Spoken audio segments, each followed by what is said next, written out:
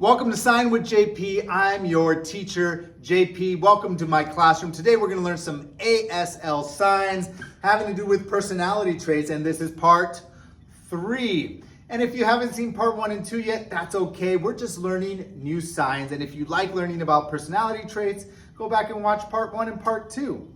Let's get started.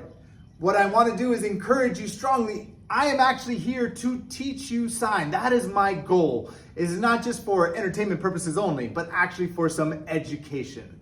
So sign with me, move your hands, pause the video if you need to review and to practice, and so that you can actually start signing, getting those signs from your brain to your hands. Let's get started. First we have strict. Take a V hand shape and bend it. This is called a bent V. And we're going to hold it in front of us, like so, and bring it up to our nose. And we have to have the face, of course, that matches someone being strict, stern.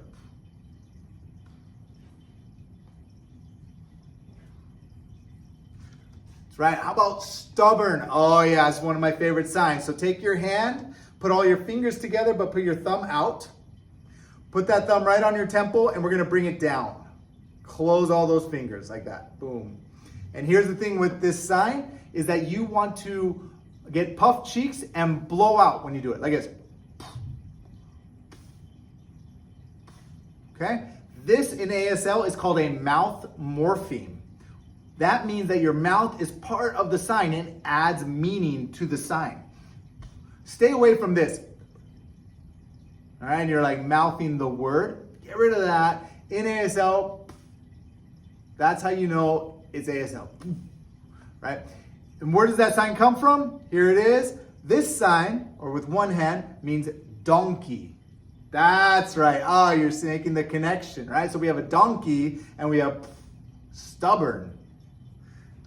Boom. All right, we had stupid and dumb. Now these aren't nice, and I don't want you to go out and call anyone this stuff. But these are signs, these are words that we know and signs, so I'm going to end their personality traits. So let's go ahead and do them. These signs got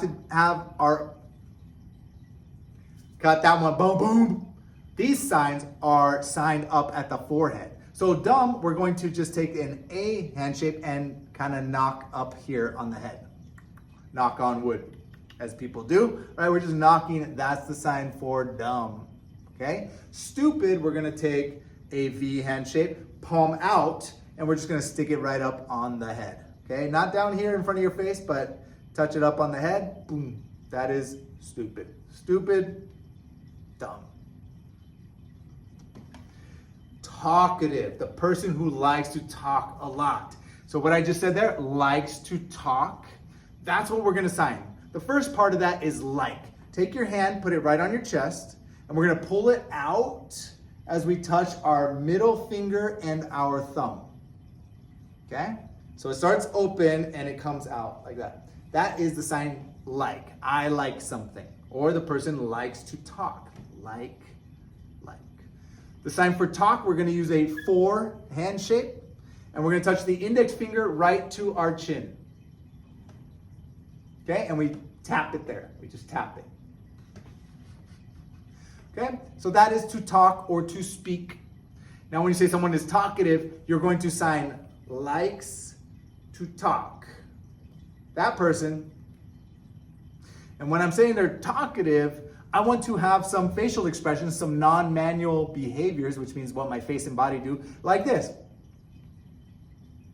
Maybe that little head is bobbing side to side. You know, I got a face that says like they're going on and on and on. They like to talk and talk and talk.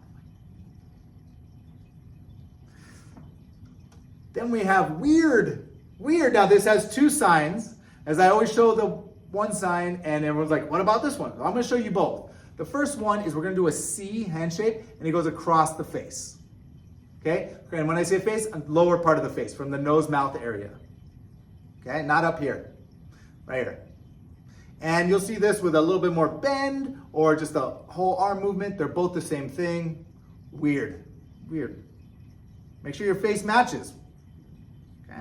And the other one, and I think it's actually more common, especially for hearing people, is we take a W And we're going to make it bounce across our face this way. And people tend to like this one. I think they think it's cute, whatever. Here's my take on it. I like to use what deaf people use. And deaf people cherish ASL and they want it to be known that it's different than English, because it is. And so when the sign is initialized, like W for weird, it tends to be not used not as much as the other sign that is considered the more ASL sign. But these signs, they're both used and they're both understood. I tend to use what deaf people use, and that's this one. Late. Oh, the person who's always late. We just take our hand just like this and we just flap it kind of underneath our armpit area. It's one of the few signs that is actually done like away from the head, upper shoulders area, and sign down here. Okay, so late. Person is late when you say like, oh, I'm sorry, I'm late. Or you're saying like, you are late, late, late, late. You do it again and again, like you are always late. This also means not yet, as in like, I'm not yet there, or they are not yet here, right? I'm not yet on time. Whatever helps you remember, not yet, hasn't happened, late. Okay, late. Then we have loud. Loud, we're gonna tap on the ear or point to the ear with one finger. Then we make fists and we shake it. Okay, so loud. And funny enough, deaf people will use the word loud in the same way that hearing people do with, let's say, colors and like a shirt. We're like, wow, that shirt is so loud, visually loud. But they will still sign it with the ear and shaking. You would think loud this way, but they still sign it that way. Loud, okay? Loud. Now we have argue or argumentative. This one, we're gonna take two fingers, we're gonna point them at each other, and they go up and down. Okay, and they go up a little bit slower, then they kind of slam down. So the person who likes to argue. But sometimes it gets even more heated than just a little quarrel, a little argument. We have a big argument. This is like when people are yelling back and forth. It's like, okay, blowing the top, and we're yelling. It's a little bit different sign. So this is one sign, and then when it escalates, it goes to this. Take O's, two O's, and flatten them. So we have two flat O's. They're gonna come together, and this is the sign, if you know some of this, could be more, right? Could also be kiss, right? Very similar, but this is the beginning of this sign, which seems weird. We put them together and pull them right apart. Then we open our hands and we smash that together. So it looks like this. Okay? And what if it's like a really big argument? Sometimes we get some finger wiggle at the top like this. All right, huge argument.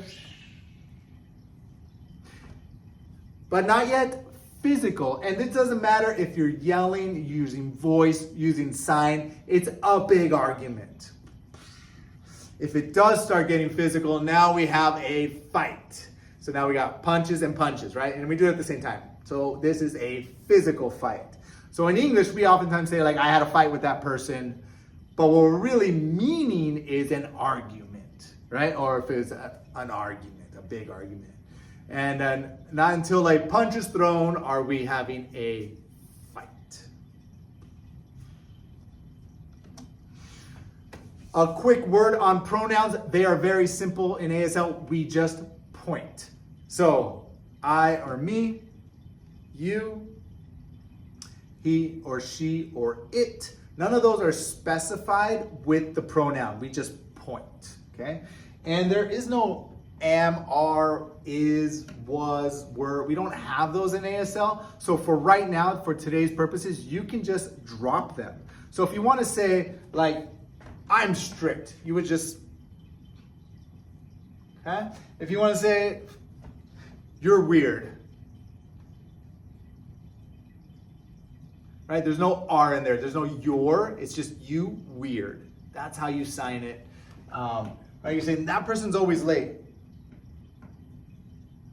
That's right. All right. So we just did a couple of them, but what do you think? Do you remember these? Let's go through them because I want to make sure that you do get them. I don't want to just throw the signs at you and say bye. Let's review them. Let's get them into your eyes, into your brain, so they can come back out on your hands. We have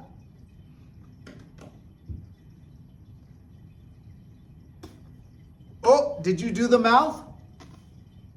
It's an important part of the sign. If they're really stubborn, go 2 hands.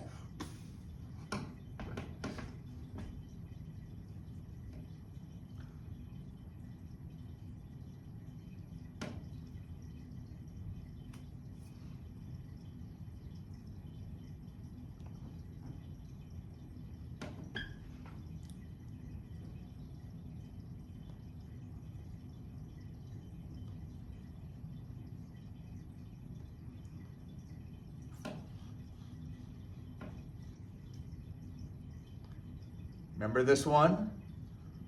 Boom, boom. And so at this point, I'm always encouraging you during my videos to pause right now and run through them. This is how you practice, and enough so that some of these start getting into your hands, into your brain, and you can start remembering them. I want to say congratulations, you made it this far. Thank you for watching this video. Thank you for learning ASL. I am so excited to be with you on this journey. My recommendation for you is this: if you enjoy learning ASL, grab a buddy or 2 and say, let's learn together. If you don't know any deaf people, you don't have contact there, the absolute best thing to do is to get someone and learn together. You guys are going to learn the same signs at the same time, and you can develop your own, start having your own conversations with each other. It is a lot of fun when you have someone learning ASL with you. So grab someone, share my content with them, and you guys learn together. You will love it, I promise. It's so much fun, especially as a hearing person, to learn ASL, because now not only do you have vocal and verbal communication, but you have a different way to communicate. It's just fun, and eventually, hopefully you get to meet some deaf people and go into the deaf world and experience that whole new culture, because it is different than hearing culture.